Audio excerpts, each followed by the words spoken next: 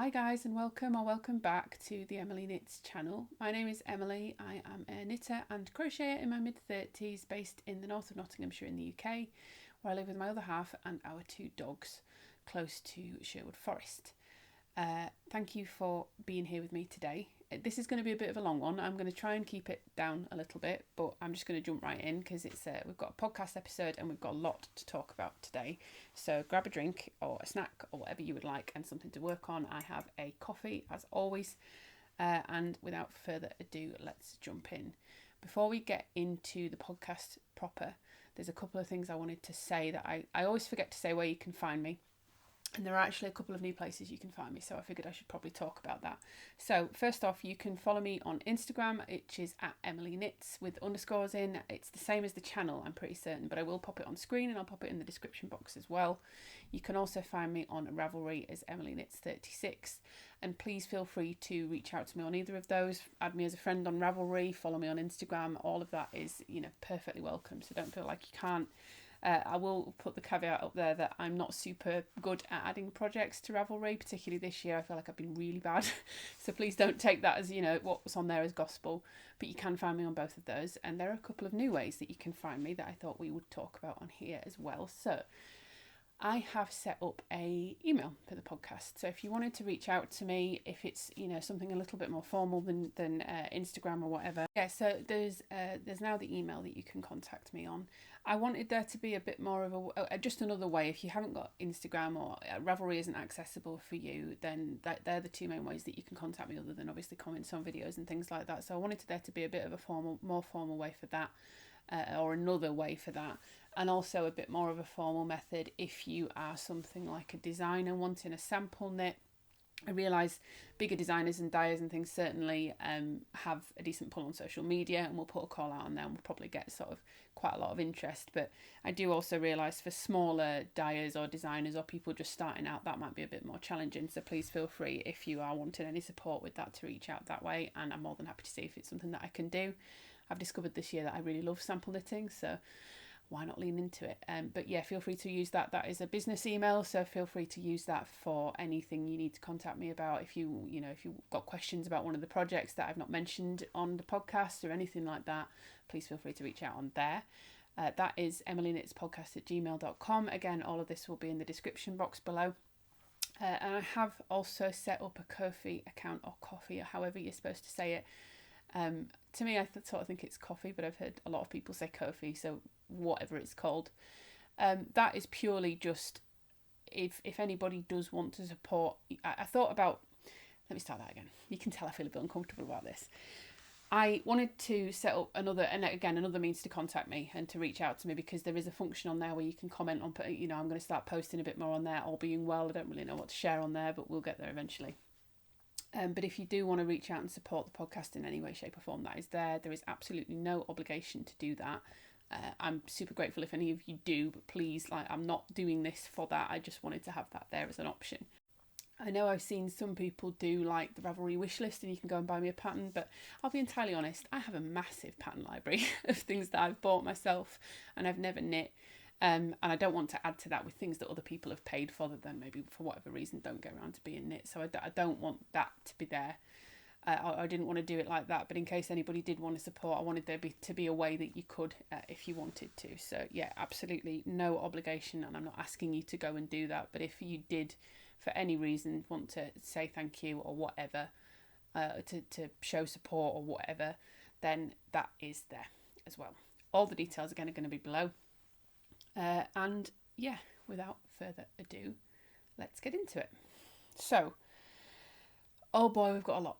That was the other thing I was going to say actually before I fully get into it, that with the caveat this week that there is so much that I want to go through with you that I'm not going to go over through everything that I've been working on. So there are a couple of things that you might notice are what do you call, noticeable by their absence, or however you say it, because I've not done a lot of work on them this week, so I'm just not going to talk about them. So if there is a project like one of the test knits or something that you were thinking, where's that? Is she still working on it? Yes, I am. I just haven't done much on it this week. And in the interest of trying to keep this under an hour, I'm not going to talk about everything.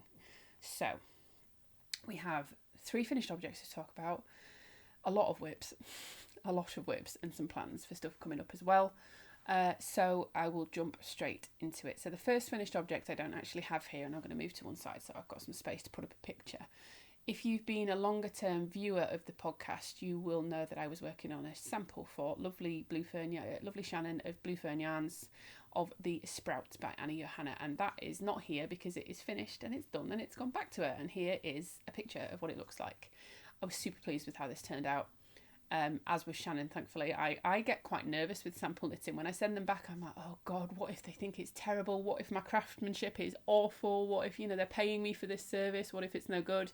That's never happened, so I don't know why I think that. But I think we sometimes doubt our ability, don't we? And I certainly do in that aspect. But Shannon's confirmed she's really, really happy with it. I've already received the yarn that I'd selected for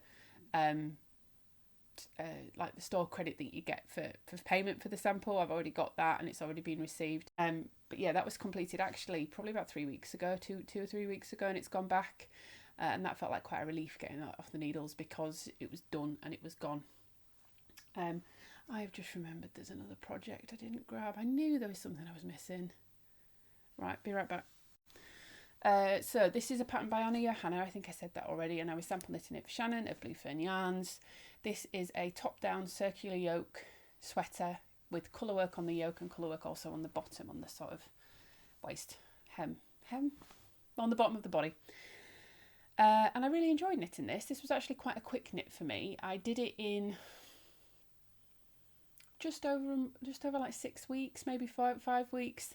I was really surprised by the difference in knitting a different size. So I mentioned on every podcast, and I haven't on this one yet, so here we go.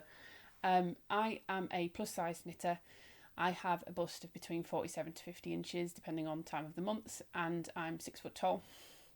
So generally when I'm knitting a pattern, I find that I'm in the size XL or 2XL, depending on how I want it to fit and what size the designer is ascribed to each sort of fit. And with being 6 foot tall, I generally need to add length to the body and to the sleeves.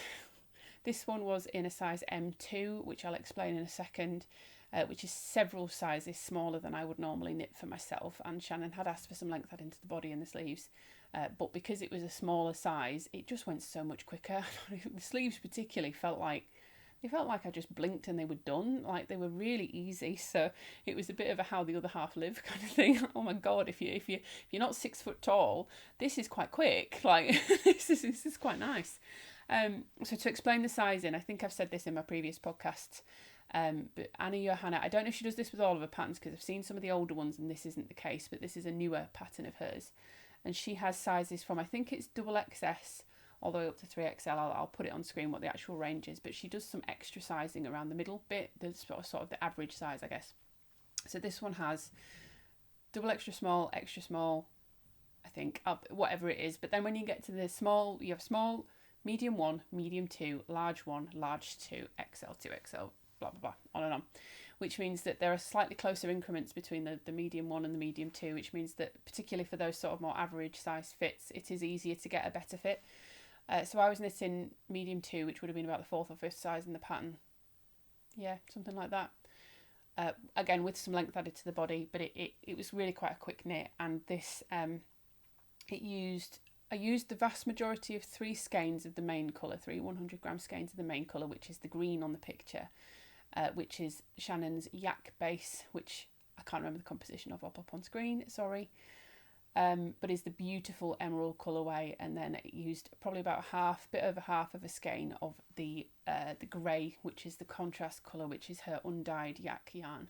And I love how this turned out. It was a really fun pattern to knit. I would say adventurous beginner would be able to do it. There was a couple of bits in the colourwork that were a little bit challenging. I think I spoke about it on the first episode where I was talking about this, where I'd started knitting it. That I'm a fairly experienced colourwork knitter, and colourwork is one of my favourite things to knit. And I had some challenges with the beginning of the yoke, and when I looked through the Ravelry notes, quite a lot of people had as well. So I was at the beginning in this sort of bit where you start the colourwork up the top. There's some quite large floats. I think they go up to sort of 7 or 8 stitches. And normally my rule of thumb is, and I think generally the general consensus is, anything over 4 stitches really you should consider catching your floats. And that's what I've always subscribed to, 4 stitches, and then if there's a 5th somewhere in there, I'm going to catch it. And that's what I was doing when I was knitting round. I was catching, and you're also increasing in those bits where I was catching the floats in the sort of V's, you're increasing in there. And I found quite quickly that my work was really badly puckering. And I got a bit further, and I was worried about it enough that I gave it a steam block, and it still was puckering. At that point, I ripped out that bit, and I went and looked on the notes on Ravelry, and there was about 3 other people that had put in their projects that they'd had the same problem, and what they decided to do was to just not catch, and that had solved the problem. So that was what I decided to do. Clearly it's not reflective of the yarn, it's reflective of the pattern, because they weren't using blue fern yarns, they were using different stuff, and they've still had that same problem. So yeah, just something to bear in mind there. The rest of it I didn't have problems with, and for most of it you don't need to catch. I think maybe did I catch a little bit on the bottom, I can't quite remember. But I didn't have an issue with puckering. I think maybe I did a bit of catching on the bottom, but I didn't have any issue with puckering there. And I think for the rest of the yoke, when you actually start doing the sort of frond shapes, you don't need to catch. So that's just something to bear in mind. That might be a bit of a challenge with it, particularly if you're a less experienced colourwork knitter. But I do think it's quite accessible for a more beginner knitter. It's not a super beginner pattern. It is one of those patterns like a petite knit, but I've never knit a petite knit, so I can't really tell you, but certainly quite similar to maybe a Vera Välimäki or something like that, or Skeindir, where it's not pure basic, but there isn't huge amounts of information in there. There's not really long wordy sentences explaining what you're doing and why. It just tells you what to do. Everything you need is in there, and it was very well written. I didn't find a single mistake with it. But yeah, not the most hand-holdy of patterns, so depending on what you like, that might be suitable for you or not suitable for you. I would absolutely knit this again. I would absolutely sample knit for Shannon again, and I would absolutely use her yarns again. I will be, obviously, because I've got store credit from her to use, well, to yarns that have come from her to use. But yeah, her yarn was beautiful. I spoke at length about the dyeing, and it's just, I can't get over it. The fact that I did alternate skeins, but I didn't need to. I could have just knit all the way through and it would have been fine. Her dyeing is so consistent. It's stunning. So very highly recommend. I know she's doing a lot of yarn shows this year, so if you go to any of those, check out her stall, say hi, because she's also lovely. And yeah, go and support a fab local business. A fab small business, sorry. She might be local to you. She's not local to me, unfortunately. So yeah, that's the first finished object, which is long gone and already made its foray into the world, actually. You might have seen I shared on my Instagram that one of my friends had taken a picture of it at Southern Wool Show with her sample that she'd knit for Shannon, and with Shannon herself as well. So yeah, it's already gone to a show. Super happy with it. So yeah, very, very pleased with that one. That one's gone back. And then we'll talk about a couple of other finished objects. We'll talk about this guy here, who is stealing the show a little bit first. This is a bit of a departure from what I normally do. This is Hugo the Humpback. And he's gorgeous. He's so gorgeous. This is my first ever amigurumi. I have never done amigurumi before. I should say I haven't called him Hugo. The pattern is Hugo the Humpback by Humble Child Co on Etsy. I think you can only get her patterns on Etsy, but she's got a big presence on Instagram. So if you want to, I just said, didn't I? It's the first time I've done amigurumi. It's not perfect. It's far from perfect. I'm very, very proud of myself for him. So yeah, Humble Child Co is the designer name. All of her patterns are on Etsy. This is her most recent release that has been all over Instagram, and I think probably TikTok too. As like I say, this is Hugo the Humpback. There is a baby Hugo as well. You can buy the 2 patterns in a bundle. This is full size Hugo. Hugo, I think, is actually a little bit smaller than the intended size because I use different yarn. So this is intended to be crocheted with Bernat blanket, I think. I decided I wasn't doing that. I was going to use some stuff that I had in stash. So this is both colours are Wendy Special Aran with wool, which is quite a budget-friendly yarn. I can't remember the price it is because I got these years ago, but I'll pop on screen. And it's an acrylic wool blend. The blend has changed a bit, I think. I think it now has more acrylic and less wool. And I think I fell foul of that a bit because I think this underside, which is, just look at that. It's like almost like corrugated crochet. It's absolutely gorgeous. It's really tactile. But this is like a grey with some light blue flecks, some sort of turquoisey flecks in it. And this is almost a bit thicker, despite the fact that it is the same yarn as the blue, which is on the top. And you can see this is just single crochet, US single crochet. Which meant that I really had to struggle a bit when I came to seaming and stuffing him, because the top panel was a bit smaller than the bottom panel. I'm holding him like a guitar there, and I just play him like a guitar. But it clearly worked. Is it perfect? No, far from. There are faults with it. First off, this little fin is supposed to be in the centre. It's definitely not. It's definitely not. And there are bits where there's... Hello, who's this one? You want to say hello to him? You have seen him already. You have. You've seen Hugo. He's bigger than you, isn't he? Don't bite Hugo. He's your brother. Don't bite Hugo. We like Hugo. Hugo's nice. I'll pop him down because I'm getting annoyed with holding him up. But yeah, this is my first ever amigurumi. I've never made any amigurumi before. Yes, there are mistakes. I'm super proud of him, and a testament to how well the pattern is written that I could do this, and I completed him in like 3 days. It was really quick. I particularly love his little fins where they've got these ruffles around the side, and his tail. I'm quite proud of myself for his tail. The joining on his tail isn't great, so let's not look too closely at that. But yeah, I just was a bit of fun. I just wanted to try it, and there we go. I have a massive humpback whale, because clearly that's what I needed in my life. But Hugo is absolutely fab, and I love him. He is living upstairs on I've tidied out, I sorted out my yarn stash a bit, and I've got a new box, a big plastic box, with all my woolly yarns in to try and protect them a bit from moths and stuff like that. And he essentially sits on top of the other unit that all that's moved off of now. He sits on top of there, and he watches me while I work, and he's a little mascot, and I absolutely love him. So that is the rogue entry in today's finished objects, which is Hugo the Humpback. He does look a bit odd from the front. I feel like I've not stuffed him very well, but we won't look too closely at that, and we'll pop him back up there, and he can watch over there. And the last finished object I wanted to talk about is this guy. So this was, again, another very quick knit. This was a test knit for the Stitchin Witch, which is the Stitchin Witch on Instagram. And this is the Jubjub Hat, which is a Colorwork hat. How lovely is that? A Colorwork hat with different colourwork on the front and the back. So this is the front, and this is the back.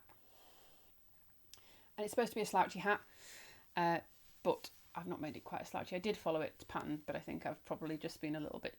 Do you know what? I think I've been a little bit over enthusiastic with my measurements when I've come to measure it.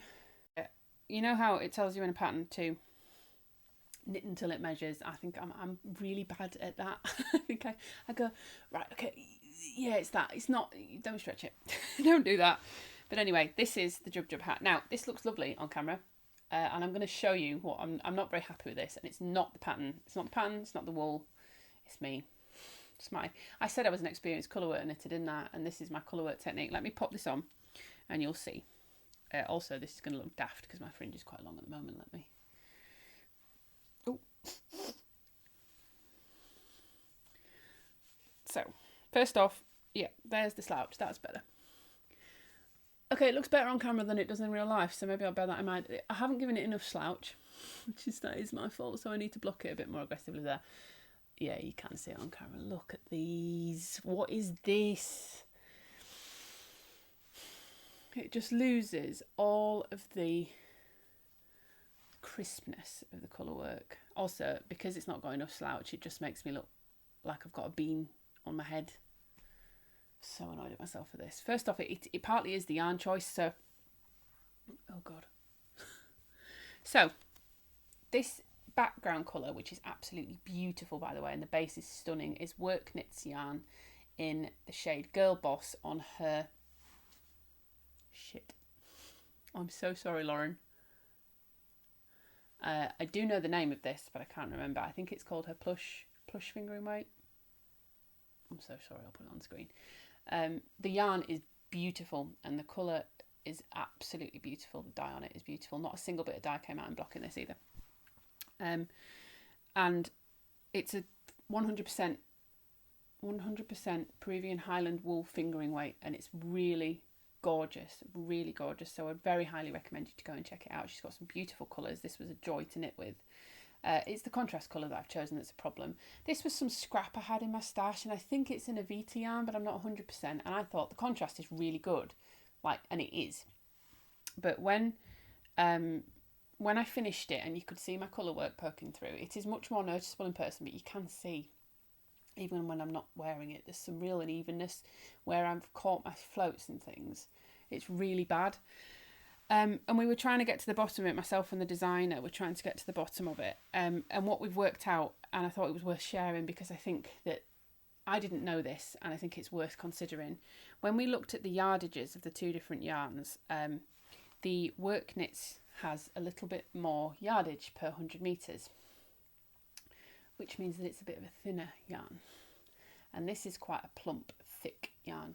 So unfortunately, where I've caught my floats, it's just shown through. And I think it's partly as well because it's such a dark contrast colour. But yeah, it's not great. I'm a bit annoyed at myself. I'm going to block it again, and I'm going to block it a bit more aggressively lengthwise because I want to have that slouch. But I still will wear this. This will be worn for dog walks. I mean, I can pull it a bit further down and then you don't have to worry about the slouch. But this will be worn for dog walks. This will be perfectly nice and warm and comfortable. It's not the best example of my work. The pattern is lovely.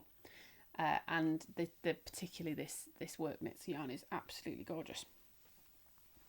I shouldn't have done that, should I? So I'd highly recommend both. The pattern isn't out yet.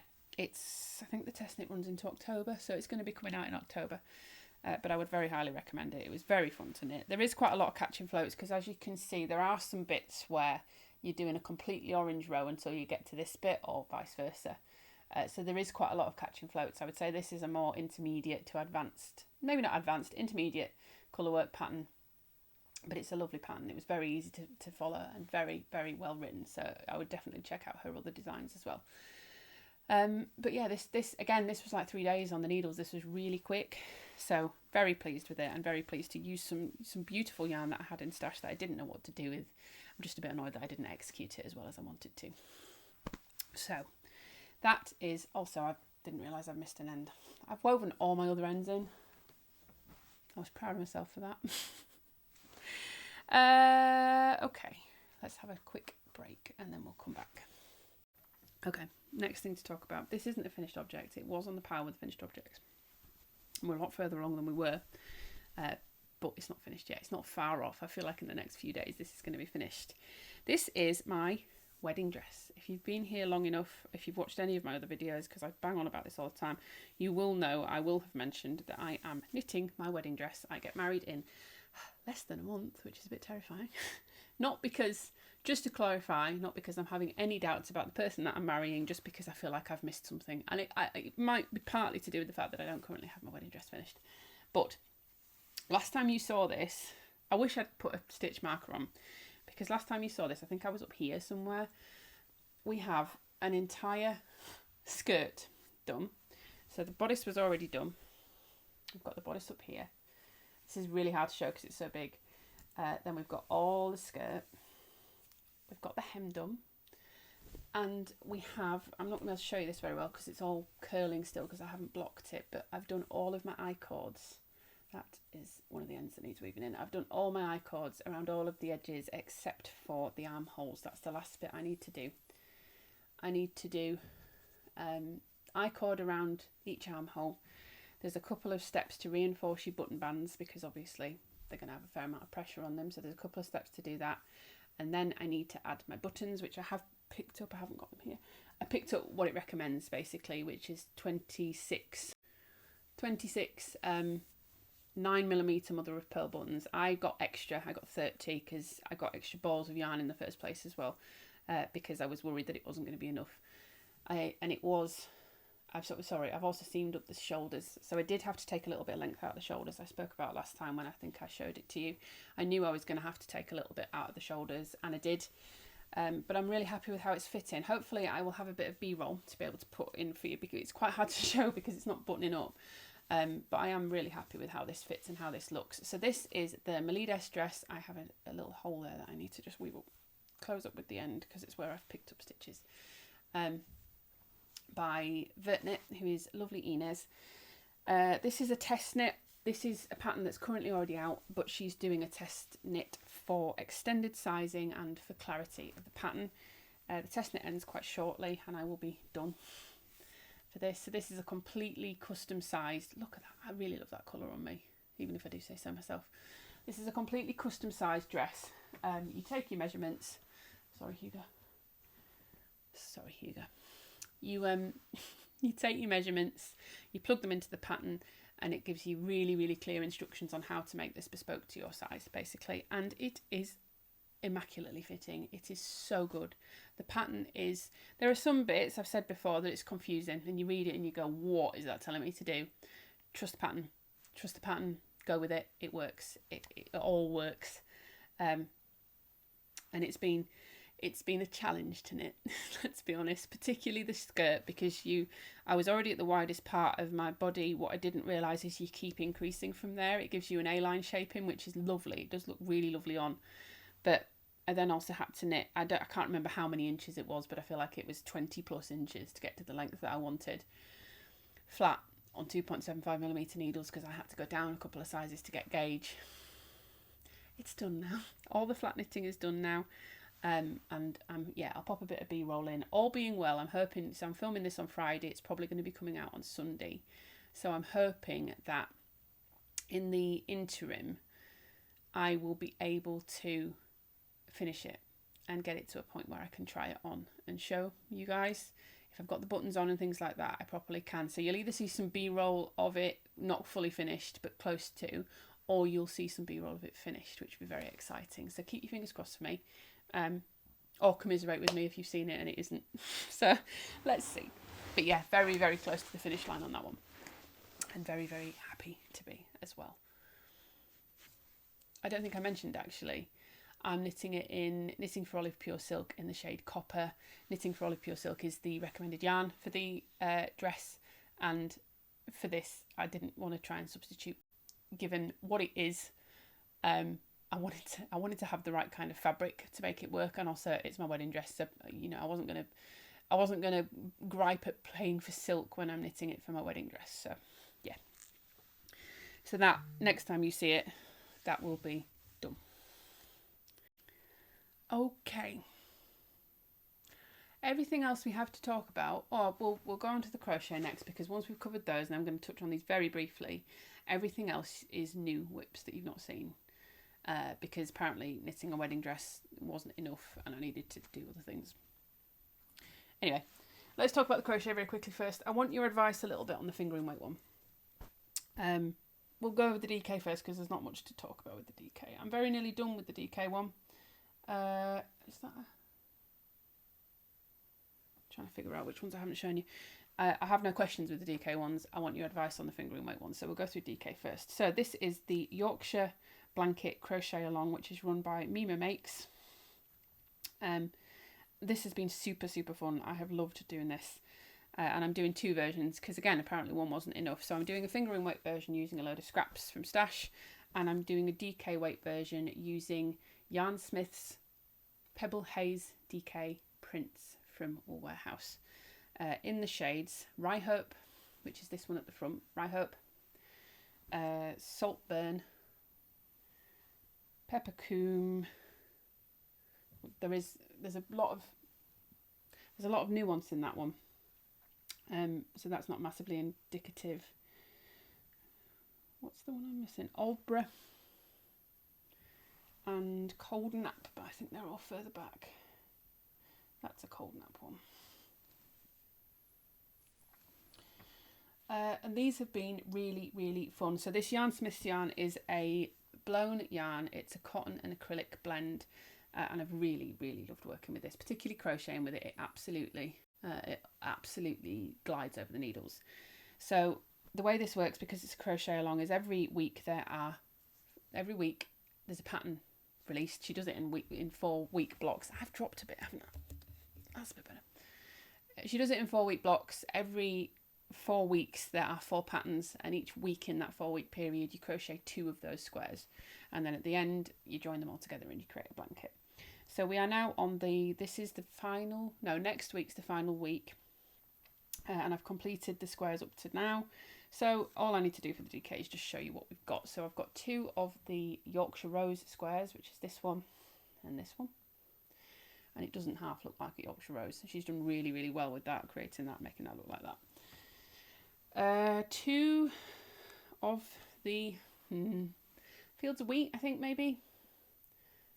And that one, excuse the ends. I haven't woven these in for a reason because I'm just going to crochet over them when I join them together. And 2 of this one, which I think was Wildflowers. This one was really fun. Look how impressive this looks. Like, I made that. That's mad. And this as well. So yeah, 2 more to do, which is the final week. And then we'll be on to joining. And I've got my yarn to join. So I've got some of the Yarn Smith's Pebble Haze prints. No, Pebble Haze DK, not prints, solids. So this one comes in 150 gram cakes, and it's about £10 for a cake. Or they quite often, I've seen it a couple of times on sale for £6. This one is, so this is in the shade 01, which is Marble. I would say, again, I said it about these a couple of times, the colours on the website aren't great. This on the website didn't look like such a crisp white. I thought this was more like an off-white. But this is white. This is white, and it still goes lovely with that. It's just not quite what I wanted. So, but this one comes in 50 gram balls. For 50 grams, you get 145 meters or 159 yards, and it's 67% cotton, 33% acrylic, which is the same makeup as that. I ordered these because first off, I knew we were coming to the join-in. I knew I wanted a creamy off-white, and they were on sale. They were down at like, I think they were like £1.60 something a ball, whereas they're normally £2, £3 something. So it was much cheaper. So I've got my yarn for joining those, and in the next couple of weeks, I'll be on to joining that. I'm a little bit behind on the fingering weight ones. I have done my 2 Yorkshire Rose squares. Look how beautiful that one is. That's another one of the Wild Purl Yarns minis, which is my absolute favourites. Lauren Marie does such a wonderful job of dyeing yarn. And then 2 of the Fields of Gold as well. This again is, I think, pretty certain this is a Wild Purl Yarns, and it's beautiful. And then this last one is a Giddy Yarns. I have picked out my colours for my final 4 squares. I just need to do them. And what I want your advice on is joining. So I put up a picture on my Instagram the other day, and I'll pop it here. I was originally thinking about doing it with a light colour to join, but there are quite a lot of light colours in there. So I think I'm leaning more towards a dark colour, and I'm curious to get your thoughts on that. Do I go towards a dark colour, or do I use something from Stash, which might be a bit more of like a neutral, like a beige or a brown or something like that? And the other question is, there is one square that I'm wondering if I need to redo, and that is this one. So if I sort of hold the rest of the stack up and then put this there, this is much darker than anything else that's in there. And when I laid them all out and took a picture and put my 4 colours that I wanted to choose for the next squares on there, I think they all go really well together, but my concern is that this one is too dark if I use a dark background. So my thought process is, do I need to redo this in a lighter colour so that it stands out more? I don't mind doing that at all, but I'm interested to get your thoughts on that. I might just keep that as a I don't know, make it a coaster or something. It's too nice yarn to be a coaster. It's beautiful yarn. So yeah, I'm not sure about that. Do I need to redo it? Do I just go with it and make it properly scrappy? Because the thing is, this yarn does have some proper meaning to it. This is probably the ones in there that has the most meaning behind it, which is ironic because it's the one that doesn't fit. So yeah, that's what I want your opinion on. Should I do a dark background? Should I go with something neutral from Stash? And if I go for a dark background, do I get rid of that top square and do a different one? But yeah, otherwise everything else is new. So we're going to jump into that, and I will show you what I've been working on. Okay, so where shall we start? We'll start with this one because I'm really loving this at the moment. So this is completely new on the needles in the last couple of weeks. This is another test knit. It's quite hard to show because I've got it on 2 short needles. This is a test knit for Hannah of Herbgarden Knitwear. So Hannah, I've test knit for before, and I've knit one of her patterns this year as well, the Yanchi tee, and I test knit the Reveries tee for her. I know she's had a bit of a difficult time with test knitting this year. She's had some, not bad experiences, but maybe challenging experiences. So this time she decided to run the test knit a bit different, and rather than doing an open call, she reached out to a few people who had tested for her before and said, would we be up for testing this for her? So this is the Féth Shawl, I'm really sorry, I'll put it on screen, which is coming out shortly. And this is a beautiful top down. I've picked a yarn that doesn't really show this very well, but I'm really happy with the yarn, so we're going to go with it. Top down shawl. Is it top down? You start at the smallest part and you get bigger. which to begin with is plain 3x1 rib, and then you go into these beautiful little cable and eyelet details that get more and more frequent as you go down the shawl, which is what you can sort of see there. It's not showing up very well in this yarn, so I will try and get a picture to pop it up, but I'm super happy with this. This has been so fun to work on. It's DK weight, so this is the yarn I'm using is this from Stash, which is covered in dog hair. It's a Shoppel, it's not a Zauber ball, it's Zauber Wolle. So it's like their crazy Zauber balls, but it is, I think it's technically sport weight, but it's very definitely a plump sport weight, and I got gauge with this for the for a DK. I had 3 balls of this. It comes in 100-gram balls, yeah, and I think it doesn't say on it, but I did Google, and 100 grams is 250 meters. No, it's not. Yeah, 100 grams is 250 meters. Sorry, yes, 100 grams is 250 meters, and it is 100% virgin wool. It says, and you can see its colour changing. It changes all the way through, as has this. So this is 2 balls or 1.5, and it's beautiful. It's so soft. It's not rustic in the slightest, and when it blocks, it gets even softer. It's beautiful colours. It's got a really nice stitch definition and plumpness to it. You can see I'm quite far back, and you can see those stitches popping up here, despite the fact that it's got mixed colours in it. So I would absolutely get this again. This is really beautiful, and this is really, I'm going to think this is going to make a really nice shawl. I should be done with this in the next few days, so next time you see me I will probably be wearing this, because I'm going to wear this a lot. But this is absolutely beautiful. This doesn't have a colourway name, or it doesn't on the ball band. It's just colour 2402, so I don't know what this is. It's not budget friendly, it's not super cheap. I feel like it was about £14 a cake. Yeah, cake. So 3 of them was not cheap, and I'm going to use, I got them a while ago on a trip with my mum, but I'm going to use probably most if not all of the 3, I think, to finish this. This is written for fingering weight and mohair held together, which a lot of the other testers have done it in, which I think also looks absolutely beautiful. But I was quite keen to, I haven't got that amount of mohair in my stash in any one colour, so I was quite keen to use this up and use up something that I already had in stash, and I'm really happy with how this is turning out. I found recently I've been using shawls quite a lot as the weather started to turn in the UK. I just sling them over my shoulders while I'm working, and they keep me warm. So yeah, very excited to have this and just to be able to pop it over my shoulders. Next we'll talk about, very quickly, because there's not a lot to show. So this is another test knit. I know, I've gone mad before you say it. I know. I'm fully aware. But here we are. There's not much to show on this, so we're going to talk about this quite quickly. This is a very, very small amount of work on the Wonderland Tee, which is a test knit for, I think it's Maria Tornado. Apologies if I'm pronouncing your name wrong. She's Crochetmerii on Instagram, and I kept seeing this testicle and I couldn't resist. This is her first design. I've not done very much on this at all, so I'm going to just put up a picture, because I'm not doing this justice at all. You can see there's some eyelets appearing here. And because I've been working on finishing off my dress, once I've done that, I'm really going to crack on with this. But I'm using I've shown this in a podcast before, or in a video before, plans video, I think. So I'm not using it for what I planned for, but this is 2 skeins that I'm alternating of Cloud Flare, which was a colour of the month colourway from Wildflower Yarns a while back. I don't think you can get this anymore, unfortunately. But it's this beautiful grey with pinks and greens and purples and yellows in it and blues.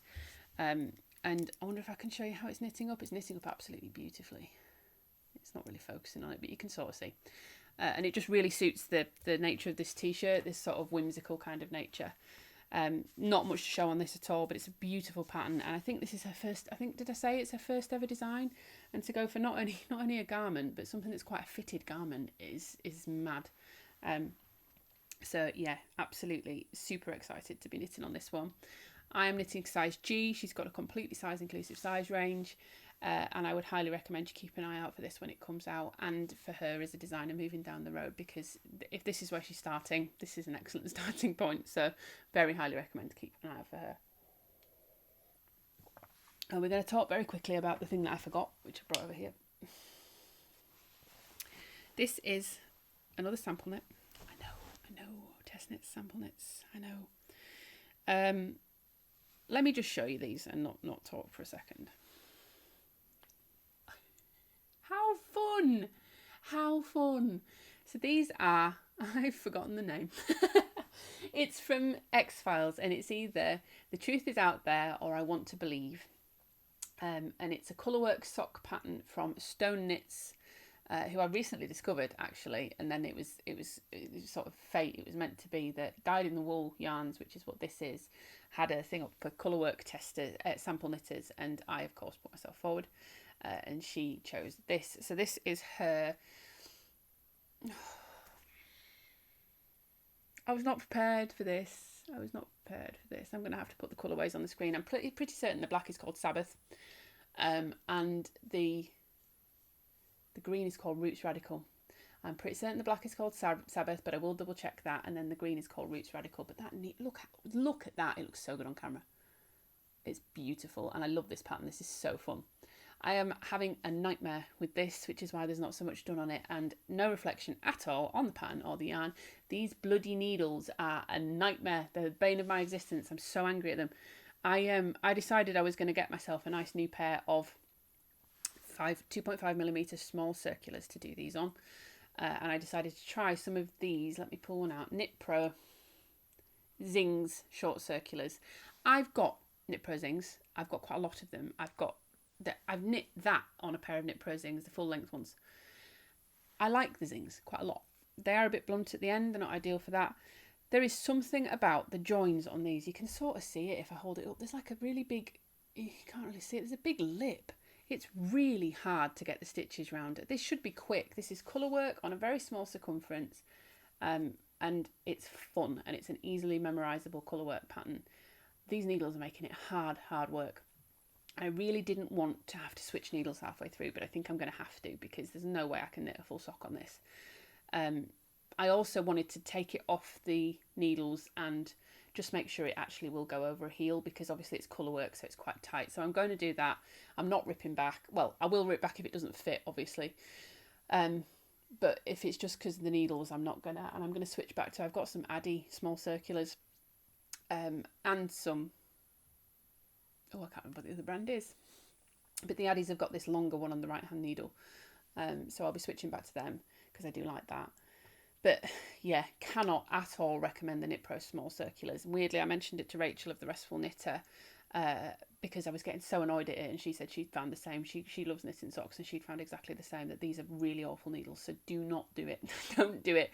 Do you know what? If you've got them and it works for you, great. But if you are foraying into small circular needles, or you're looking for a new pair, I just wouldn't bother with these, because they're going to go in the bin. I'll be honest. I'm not using them once I've taken them out of here. But yeah, really enjoying working on these. These are super fun. Well, I will be enjoying working on them when I get the nice needle back on. But anyway.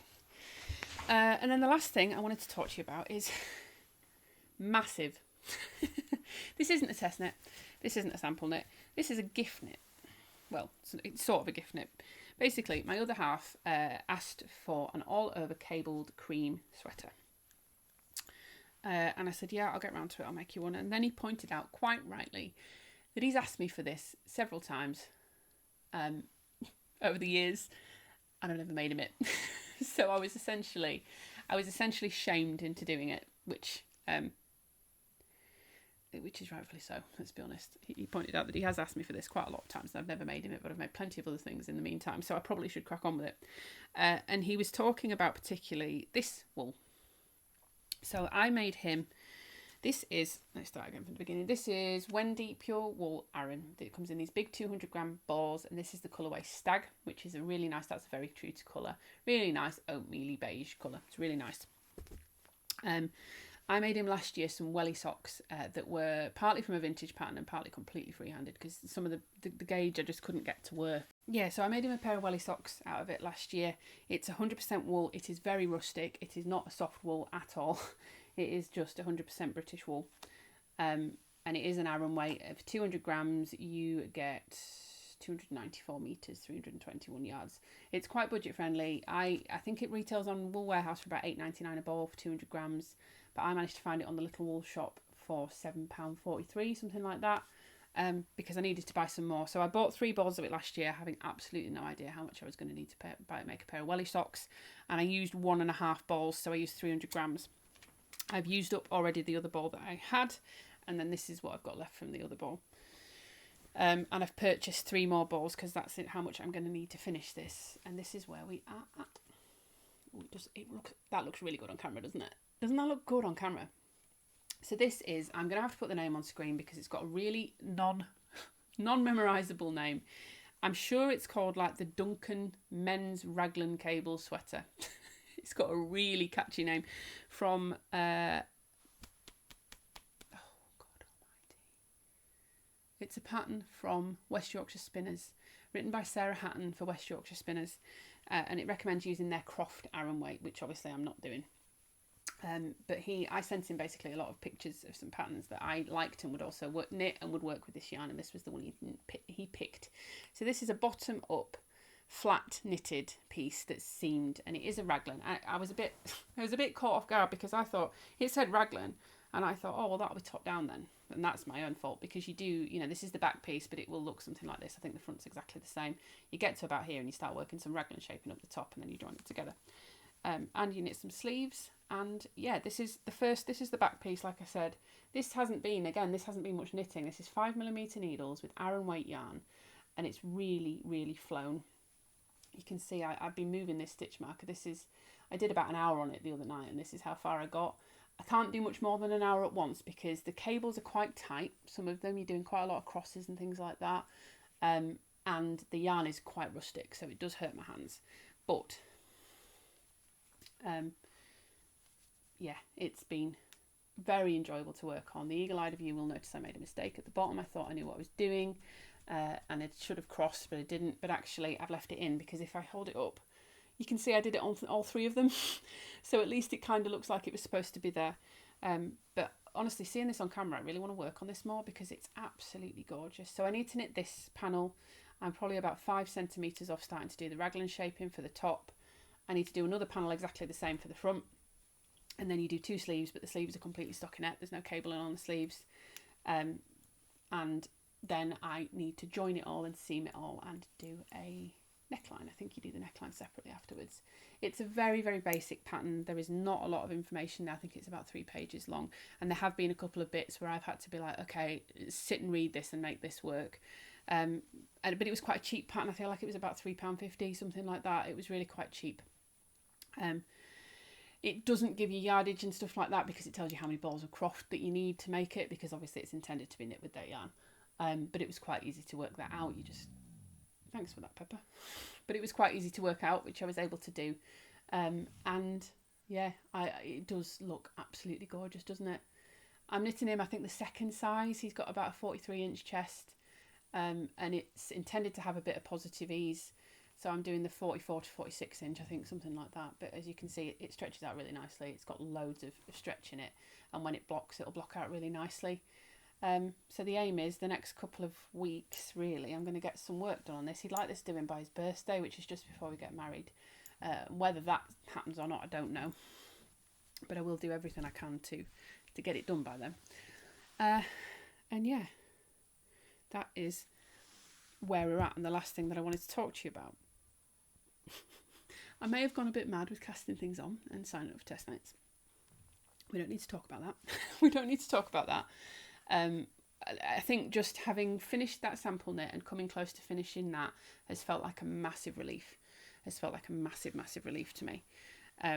So I felt like I had a bit of a rejuvenation of, oh, I can do all this because I've got time. And I still think I'm absolutely fine with the time to get all this stuff done. And I have enjoyed, clearly, very much enjoyed having some new things to work on.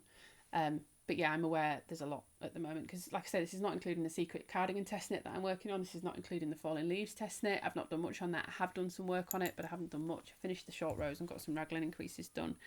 But in the interest of keeping this a bit shorter, I didn't want to talk about that this week.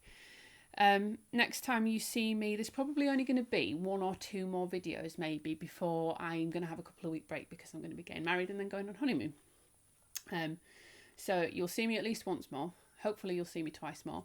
In a couple of weeks' time I'm going to Yarndale I'm going to try and film a bit of stuff there. My mum's coming with me again, and I'm meeting up with a couple of people there as well. Mona from Get Your Knits Out, and I think she's going with Marie of Marie's Yarn Journey, so we'll meet up with them there. And yeah, I'm going to try and get some footage of that. That's in a couple of weeks' time. No, that's next weekend. That's not this weekend. That's next weekend. But I'm excited for that. And then, yeah, I'm hoping, I mean, next time you see me, that needs to be finished. That needs to be finished. And I'd like to ideally knit a tie and a pocket square for Christian out of the remainders of this yarn so that we've got some sort of coherence there. So they should be ideally done by the next time you see me. I'd like this to be really well progressed as well, because like I say, I'm enjoying this. And the Féth Shawl will be done, and you'll probably see me start joining these as well. So there'll be a lot more new things as well to talk about next time. But I am looking forward to clearing quite a lot of this off the needles and to be able to just kind of cast on what I want or sign up for the test knits that I want, if that's what I want to do, or sample knit for whoever I want, rather than feeling like that has been a really enjoyable process, and I'm really happy with the outcome of it, the dress. But it's been such a long-term project that I've realised that they're not really for me, particularly knitting. I just lose steam on it and it hurts my hands, and I don't want to work on it that much, you know, every day. So that kind of long-term project with a deadline has been challenging, and that's where all of this chaos of cast-ons has come from. But I'm feeling much more positive about everything than I was last week. I've had some really fun stuff that I've been working on, and I'm very happy with what I've got. I have got some acquisitions, but I'm not going to talk about them today because I think we're probably already at an hour already. And I feel like this has been scatty and all over the place, but I just really wanted to come and update you guys because there's a lot of stuff here, and I was worried that some of it was going to end up being finished before I'd even shown it to you in progress and things like that. So yeah, this is where we're at. Let me know what you've been working on. Let me know which of these you're most excited to see finished, because God knows there's a lot of them. And yeah, place your bets. Will I have signed up for 10 more test knits by the next time you see me? I hope not. But I can't promise anything. I can't promise anything. Without any further ado, I'm going to let you guys go because I'm losing my voice and I feel like I have waffled my head off in the last hour. But thank you for your patience and joining me. I'll see you again in a couple of weeks' time. And hopefully we'll have some exciting new items to show. Thanks, guys. Bye.